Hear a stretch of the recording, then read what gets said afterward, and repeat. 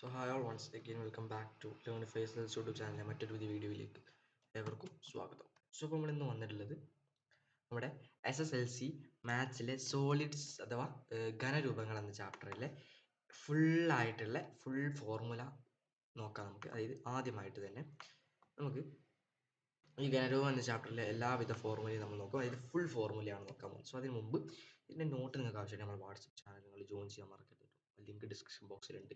Okay, അപ്പോൾ ആദ്യമായിട്ട് നോക്കുകയാണെങ്കിൽ സ്ക്വയർ പിരമിഡിൻ്റെ കേസ് നോക്കുമ്പോൾ സ്ക്വയർ പിരമിഡിൽ നമുക്ക് ടോട്ടൽ ആകെ കാണാനുള്ളത് 5 ഫോർമുലാസ് ആണ്. അതിലൊന്ന് LSA, TSA, വോളിയം. LSA എന്ന് പറഞ്ഞാൽ ലാറ്ററൽ സർഫസ് ഏരിയ. LSA എന്ന് പറഞ്ഞാൽ ലാറ്ററൽ സർഫസ് ഏരിയ എന്നതും അതേപോലെ ടോട്ടൽ സർഫസ് ഏരിയ ഉപരിതല പരപ്പളവാണ് TSA, total surface area.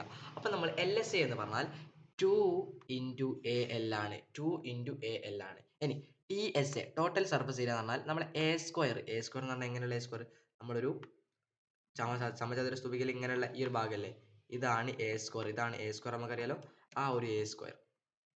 Okay, ആ A സ്ക്വയറിനോടൊപ്പം നമ്മൾ കിട്ടിയിട്ടുള്ള ഈ ഒരു LSAയിലുള്ള 2AL കൂടി നമ്മൾ ഗുണിച്ചാൽ നമുക്ക് എന്ത് കിട്ടും? ടോട്ടൽ സർഫസ് ഏരിയ അല്ലെങ്കിൽ ഉപരിതല പരപ്പളവ് കിട്ടും. ദെൻ ഇനി വോളിയം നോക്കുകയാണെങ്കിൽ, ഇതിൻ്റെ സമചതുര സ്തൂപികയുടെ വോളിയം നോക്കുകയാണെങ്കിൽ 1/3 A സ്ക്വയർ H ആണ്. 1/3 A സ്ക്വയർ H ആണ്. ഇത് മൂന്നിലൊരു ഭാഗത്തിന്റെ പകുതിയും, ഇത് 1/3യും A സ്ക്വയർ എന്ന് പറഞ്ഞാൽ നമ്മുടെ പാദ പരപ്പളവിന്റെ സ്ക്വയറും H ഉയരവുമാണ് നമ്മൾ വോളിയം കാണാനുള്ളത്. എന്ന് ചോദിക്കും ചെരിവ് ഉയരം L കാണാനുള്ള equation √E square minus A/2 whole square ആണ്. √E square minus A/2 whole square ആണ്. അതാണ് നമ്മൾ ചെരിവ് ഉയരം കാണാൻ. ഇനി ഹൈറ്റ് കാണാനുള്ള ഇക്വേഷൻ എന്തായിരിക്കും? L square minus A/2 whole square ആയിരിക്കും. L square minus A/2 whole square ആയിരിക്കും എന്ത് ഹൈറ്റ് കാണാനുള്ളത്. ഇതാണ് സ്ക്വയർ പിരമിഡിലെ പ്രധാനപ്പെട്ട ഇമ്പോർട്ടൻറ്റ് ഫോർമുലാസ്. ദെൻ നെക്സ്റ്റ് നോക്കാം. അടുത്തത് കോണിന്റെ കേസിലേക്ക് എടുക്കുകയാണെങ്കിൽ ഒന്ന് CSA അതേപോലെ TSA total surface area, central surface ഏരിയയും അതേപോലെ ടോട്ടൽ സർഫസ് ഏരിയയും അതേപോലെ വക്രതല പരപ്പളവും ഉപരിതല പരപ്പളവും നമുക്ക് കണ്ടുപിടിക്കണം. അതേപോലെ ഇതിന്റെ വോളിയവും ഉണ്ട്. ആൻഡ് നമുക്ക് എന്ത് ചെയ്യാനുണ്ട്? ഉയരവും അതേപോലെ ചെറിയൊരു കോമ്പിനേഷൻ നോക്കാം. അപ്പോൾ ആദ്യം നോക്കാം CSA എന്ന് പറഞ്ഞാൽ സെൻട്രൽ സർഫസ് ഏരിയ എന്നായിരിക്കും. ഓക്കെ, അതിലെ πRL ആണ്. അതായത് പൈ ഇൻറ്റു ആർ എന്ന് പറഞ്ഞാൽ റേഡിയസ് ഇൻറ്റു L എന്ന് പറഞ്ഞാൽ ചെരിവ് ഉയരം. അത് തമ്മിൽ ഗുണിച്ചാൽ നമുക്ക് കിട്ടും എന്ത്? CSA. ദെൻ TSA എന്ന് പറഞ്ഞാൽ ടോട്ടൽ സർഫസ് ഏരിയ എന്നാണല്ലോ. അപ്പോൾ ടോട്ടൽ സർഫസ് ഏരിയ എങ്ങനെ കാണും?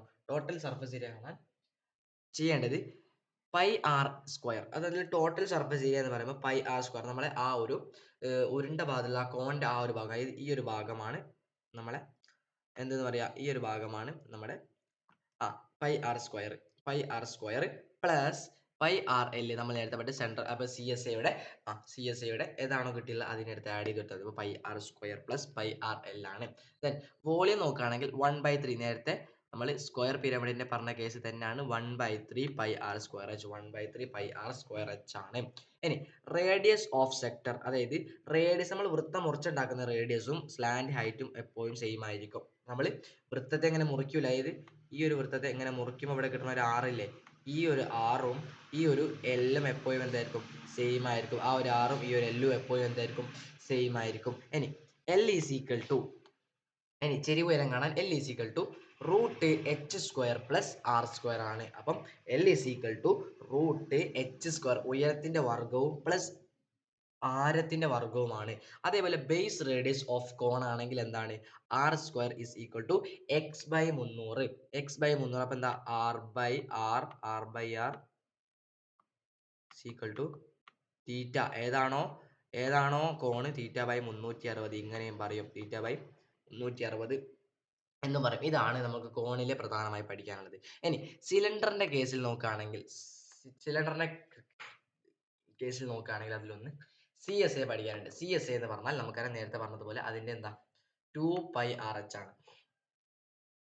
രണ്ട് വൃത്തത്തിന്റെ ഭാഗമുണ്ട്, അതാണ് 2πRH. അപ്പോൾ ഒരു വൃത്തമുണ്ട്, അതേപോലെ മുകളിൽ ഒരു വൃത്തമുണ്ട്, 2 ഉണ്ട്, അതിന്റെ പൈ R എന്ന് പറഞ്ഞാൽ റേഡിയസ് ഉണ്ടല്ലോ, 2 × πR × റേഡിയസ്. അപ്പം ഇതാണ് നമ്മുടെ ആരം, ഇത് ഇൻറ്റു ഇതാണ് ഓക്കെ, അപ്പൊ എന്താ മനസ്സിലായി? അതായത് നമ്മൾ രണ്ട് വൃത്തമുള്ളതും കൂടി 2π ഇൻറ്റു ആർ എന്ന് പറഞ്ഞ റേഡിയസ് ഇൻറ്റു ഉയരം നോക്കിയാൽ മതി. അതേപോലെ total surface area T S A നോക്കുകയാണെങ്കിൽ നമ്മൾ നേരത്തെ പറഞ്ഞ 2πr²,